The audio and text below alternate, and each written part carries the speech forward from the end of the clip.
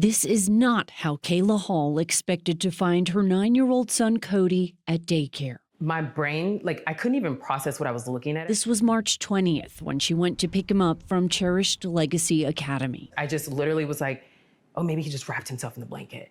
But then I reached down to unravel him. And then that's when I realized no, this is not a normal wrap. I couldn't pull it apart. She says there were 2 employees in the room. So I'm like, why is my son wrapped up like this? Why is he tied up? Nobody's answering me. She tells us Cody is on the autism spectrum. He is verbal, but in this case, he didn't say what happened. Well, first he just says, Mommy, I'm sorry, I'll be a good boy.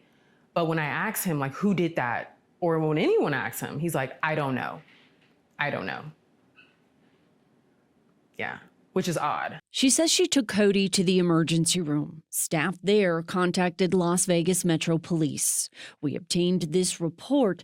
An officer writes how it did not appear Cody could do this to himself. A worker says the kids were playing cops and robbers, and the other kids tied Cody up, which the officer believes was also not possible. And it appeared the way Cody was bound was done by someone with the ability to hold his hands behind him and tie the towel tight. The conclusion, a report taken for child abuse neglect. While the department tells the 8 News Now investigators this is an open investigation, Kayla says a detective told her he viewed video. Cody was playing with the blanket for 40 minutes, wrapping it around his neck and the staff was in the room. Supposedly nobody was watching my son wrap this blanket around his neck. And then he goes in the corner and he kind of lays down, then there's no movement, but they can't see how he got in that position. Kayla wants to view the video herself. She says staff isn't returning her calls, so we reached out. A woman who says she's upper management claims Kayla did see the video, nothing happened, and this is a non-story. But even if Cody somehow could tie his hands up like that, why didn't staff here free his hands to make sure he was safe? I really feel like he could have died in that position. It was so tight around his stomach. What do you want to happen? Honestly, well, I wanted the women to be fired.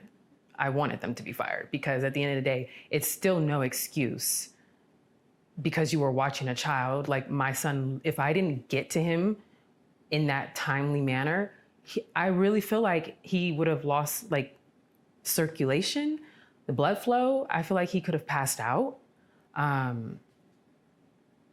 want them fired. Is that enough? No, it's really not. And I want the daycare shut down. Right now, the business has a temporary license.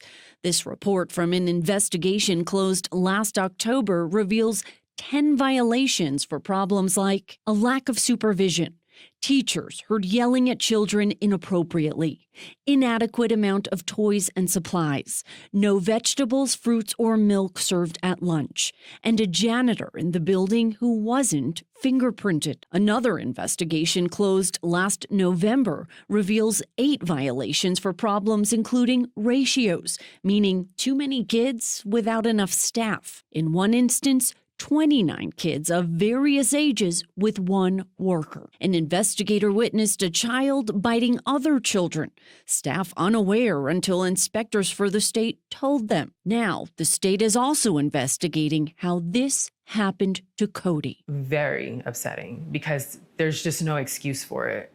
None.